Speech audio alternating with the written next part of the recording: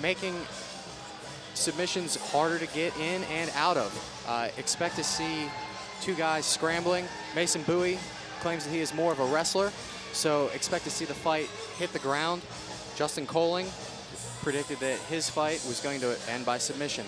There's Mason right there making his way up into the cage as we get set for this first bout here tonight. Well, we got trainer Mitch Kolling here putting Vaseline on Mason's face. We got to keep it off the back of the ears, off the back of the neck, only on the front of the face. The State Athletic Commission is going to make sure that none of that is outside the realm of legalities. Chris, you mentioned the heat outside. I do know that typically there are really, really hot lights above a ring or a cage. Tonight they're using special lighting to reduce the heat. They're using different types so that it's not as hot. Fighters aren't going to be roasting under those lights in the cage. Now Justin Kolling is being called into the ring. He'll make his entrance as we see Mason Bowie continue to get ready. And there's Justin Kolling. This kid's a strong one, no doubt about it, from Pittsburgh, Pennsylvania. As a matter of fact, Bowie from Butler, Kolling from Pittsburgh, so this has a Western Pennsylvania flavor to it. That's right. Both of these guys are fighting right in their backyard in front of the home crowd, which is always beneficial for their performance. And they're both debuting, so they're both absolutely pumped up. They're amped up. They want to come out here and put on a good show. It's really fun to watch two guys that are debuting get in the cage together. Let's take a look at the matchup right now. Mason Bowie, 5'8", Justin Kolling, 5'7". Bowie comes in at 135 pounds, so does Kolling. As you mentioned, this will be their debut bout, and the reach just about even. On paper, both of these guys are nearly identical. It's also important to mention that both of them are only 18 years old, so both of them are very young, have obviously started training at a young age, and it'll be great to see where they go for the rest of their career, getting started right here at Gladiators of the Cage. They're so identical, Cody, that actually in the interviews before the fights with both guys, they said that their fighting style is all around. And Justin Kolling has entered the cage. As we get set to start this first bout, let's go to our ring announcer, Dan Bogan. Ladies and gentlemen, this is our first event of the evening. It's in the amateur division, calling for 3 2-minute rounds. Fighting out of the blue corner, making his amateur debut, standing 5'8", weighing in at 138 pounds, fighting from Team EVO. He's from Butler, Pennsylvania. Welcome, Mason Bowie!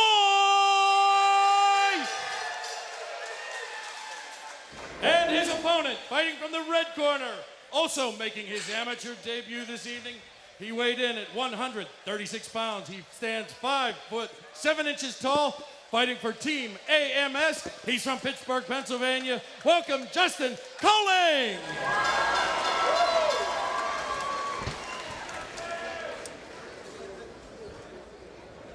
Justin Kolling comes into this bout pretty strong in jiu-jitsu. Might be looking for submissions. Mason Bowie, more of a wrestler. He's a ground fighter. Guys, there are different philosophies coming into the cage, aren't there? Well, with a wrestling background, you can typically dictate where the fight takes place. If you feel you have the edge in striking and you don't want to go to the ground, you can keep the fight standing. If you feel that you have the edge on the ground and are being outstruck, you can choose to take it to the ground and dominate from there. Referee Snyder says, let's get it on. Mason extending a nice jab straight down the middle. Nice right cross to the cage, exchanging knees. Now it's a battle of wills.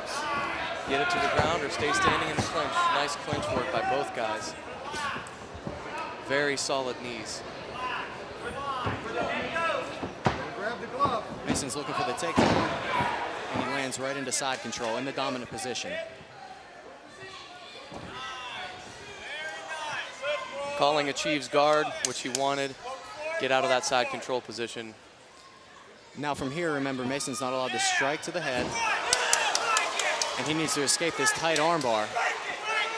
This corner's calling shouting instructions in order to finish the submission. Mason's in a pretty bad spot right now, but he's almost out. If he can slip around the corner, he'll be safe. Yeah, it looks like Mason's going to be safe now. He's cleared his elbow. But he gave up top position in order to get to safety. And now they've exchanged positions, and Bowie's in the guard. We should make the point that Kolling is cut. Kolling does have a cut from that initial exchange. We'll see if that plays a part here as the fight continues. Mason threw up a quick triangle, but Kolling was able to defend. He almost turned the corner and passed, but now they're back in Mason Bowie's guard. You could really see the jitters, you know, first both guys debut. Yeah, both of these guys are coming out real fast and very aggressive. About 20 seconds left in the round. Punch, Justin, punch! Attaboy! Several armbar attempts by each guy. Yeah, Bowie's doing a good job of controlling the posture on top without taking too much damage. He's looking at the neck right now, but Kolling escapes again. And there's the horn ending the first round. Guys, your assessment. They're going to need to work on that cut right away. It doesn't look real good. It doesn't look horrible. We'll see what they do in the corner on that cut. That's going to be a real telltale sign in the second round.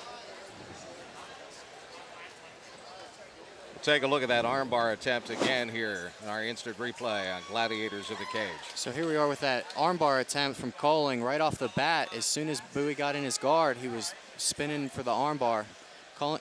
Bowie did a real good job of defending. He got on top, used his legs to free his arm, but eventually gave up the top position, ended up on bottom. Cody, it looked to me like Kolling just didn't quite have his hips, his butt to the shoulder there to really finish that. It wasn't quite deep enough, but it was effective because he was able to secure top position and get the sweep.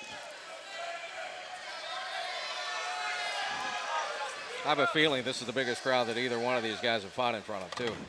Absolutely. A little bit of jitters here. We got a packed house. That definitely plays a part in the adrenaline rush.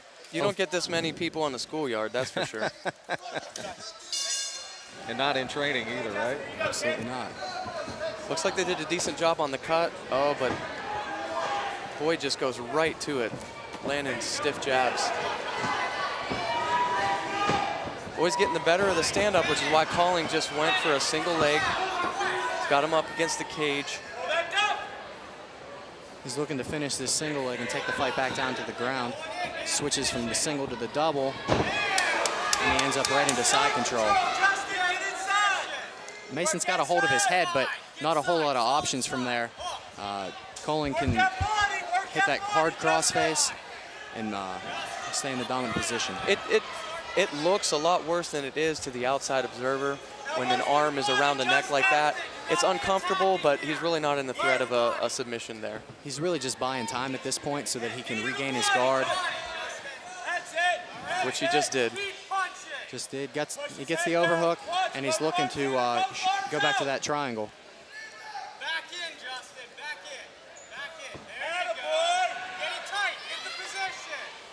Quick pass from Kolling again, back to the dominant position, looking to isolate the arm for either a armbar or Kimura. Fine, take his back, Justin. Take his back. Opts for the armbar again. Roll him, Justin. And Justin has to roll Mason over top to finish from the side, which he just accomplished. He's in a good spot here if he can break the grip. He's in a great spot. He's low on time. He's extending the arm. And he gets the submission. Well, he really worked for that armbar, and the work paid off, the perseverance. Yeah, absolutely. He had to follow it around. He started off on bottom, swept him over to the top. Let's take a look at it again. This is how he got him into the submission. Here we are. Kolling's already swept him over on top. He breaks the grip with two hands to one, and he hyperextends the elbow until Mason Bowie gives up. Classic, breaking the grip, heavy leg on the face. Classic armbar. Strong move by Justin Kolling to finish off this first bout of the night. That's Brazilian Jiu-Jitsu, and it works.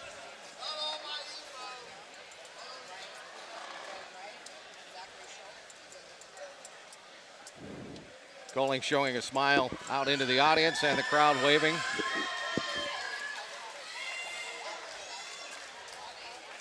first victory in the amateur ranks. Sometimes a debut fight, first fight in the amateurs, that's why there are amateurs, because you're going to start feeling your way through. So I believe that Mason Boy is going to come back. He's going to go back in the gym with Mitch Killeen and the guys at Team EVO, work hard. He'll be back. Let's go to Dan Bogan right now, our ring announcer. Dan. Ladies and gentlemen, your winner by tap out by armbar at 141 of the second round, fighting from the red corner from Team AMS, Matt Basham! Justin, amazing job tonight. This is your first fight, 18 years old. You did a great job. How do you feel? Amazing. I really can tell that you're taking a lot of direction from your corner. It seems like you guys had a really good connection. I have the best crew behind me. They're their brothers. Awesome. Team AMS, Team AMS. Anybody you'd like to thank? All fans, thank you for coming out. Awesome, Justin. We can't wait to see you next time. Thank you. All right, Jessica, thank you so much. As Kolling wins that first bout of our big event here tonight. Back with more. We've got Sakuda and Basham coming up next. Gladiators of the Cage.